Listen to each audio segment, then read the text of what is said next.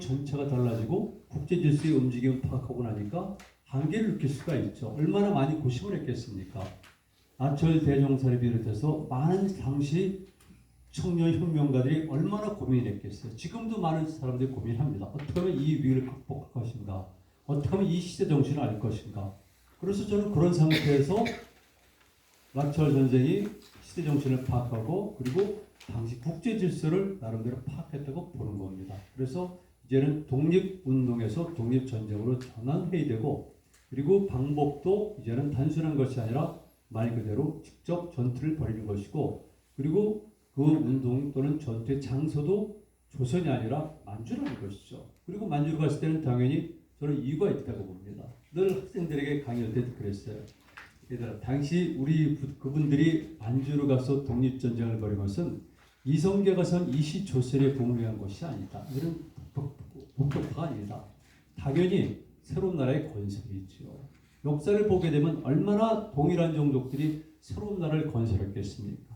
그러니까 조선이 멸망했으니까 또 일단의 세력들은 또 새로운 나라를 건설하겠죠. 그 나라 이름은 조선도 좋고 고구려도 좋고 부여도 좋습니다.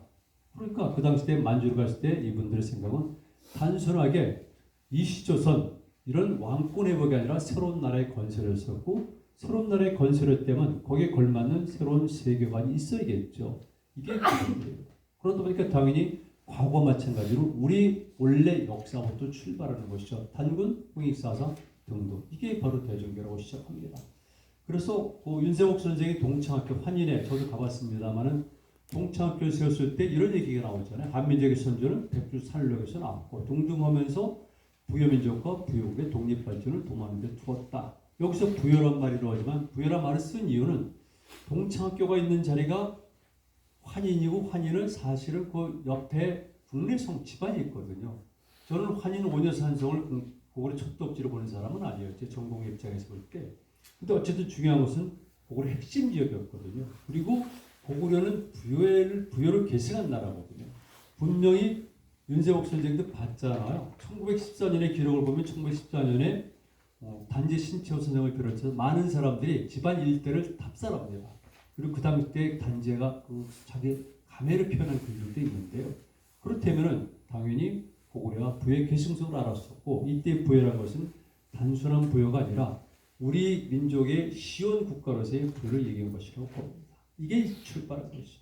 그래서 그 당시 독립전쟁하는 세력들은 대부분 전부 다 우리의 원 출발 거기부터 시작했다는 인식을 가지고 있었기 때문에 다른 겁니다. 동학 농민혁명과 우리가 말하는 독립전쟁은 다릅니다. 농민혁명은 말 그대로 개근못은 억압받는 백성들의 이런 민권을 새로 쌓고 그 다음에 자신들이 주인이란 시청이죠. 이런 것들이고 대종교를 중심으로 한 독립전쟁은 그것이 아니라 이제는 빼앗긴 나라를 찾는 것 그리고 완전한 체제의 전복을 통해서 새로운 세상을 만드는 것 이거죠. 동학에서 추구하는 관념적인 세계와 여기서 추구하는 실제적인 세계는 차이가 있기 때문에 이거는 저는 구분해야 된다고 봅니다.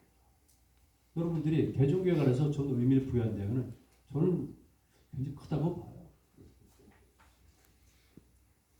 뭐 이혜영 선생 얘기가 나오는데 이혜영 선생도 이게 김동완 선생이 그렇게 얘기를 하더라고요. 이혜영 선생도 대종교인 크다고 일반적으로 아직은 잘 모르겠는데 그래서 이혜영 선생에 관한 저도 이혜영 선생 굉장히 존경하고 고스특강도 하고 쓴 글도 있는데 이혜영 선생을 비롯해서 이분들이 역시 서만주 지역에 통화현에 있었으니까 전부 다 이분들이 계셨으니까 제가 다 가봤죠. 저는 고구려 때문에라도 고지용은 한 50번 이상을 다녀왔는데 가다 보면은 상당히 많은 부분들은 겹칩니다. 왜 그러냐면 그분들이 학교를 세운 것은 옛날에 부여, 고구려, 발해 그리고 그들이 전투를 벌였던 것은 바로 옛날에 부여, 고구려, 특히 고구려 발해들이 전투를 벌였던 장소. 그렇다면 거기서 독립군을 활동했던 분들이 우리 역사를 상기 안 했을 것 같습니까? 더군다나 단재 신치호, 그다음에 박은식 이런 분들을 통해서 역사를 배웠는데 그 독립군들은 독립전쟁을 벌이면서 총을 쏘면서도 항상 고구려나 발해를 떠올렸을 겁니다. 이게 역사의 개성성이죠. 그래서 다른 거죠. 1919년을 통해 가지고 이렇게 변하고 있다. 보시는 것처럼 이제 대한독립선언서의 문제가 되는데요. 아시겠지만 독립선언서는 여러 군데부터 시작이 된 겁니다. 그런데 가장 먼저 공식적으로 가장 먼저 만들어진 독립선언서는 대한독립선언서죠. 그리고 그 위에 28 독립선언서가 있고 그리고 기미 독립선언서가 있는데 여러분들은 너무나 잘 아시겠지만 대한독립선언서는 오로지 하나밖에 없지요. 흔히 말하는 무 독립선언서. 이거는 대한독립이란 말이 들어가 있고요. 3.1 기념권은 그냥 선언서예요. 선언서와 독립선언서는 다르고요. 물론 여기서 활동했던 분들의 고충을 이해합니다. 일본에 지배했기 때문에 그들이 독립이라는 용어를 쓰긴 힘들었겠죠. 그리고 육탄 협전 이런 용어를 쓸 수는 없었겠죠.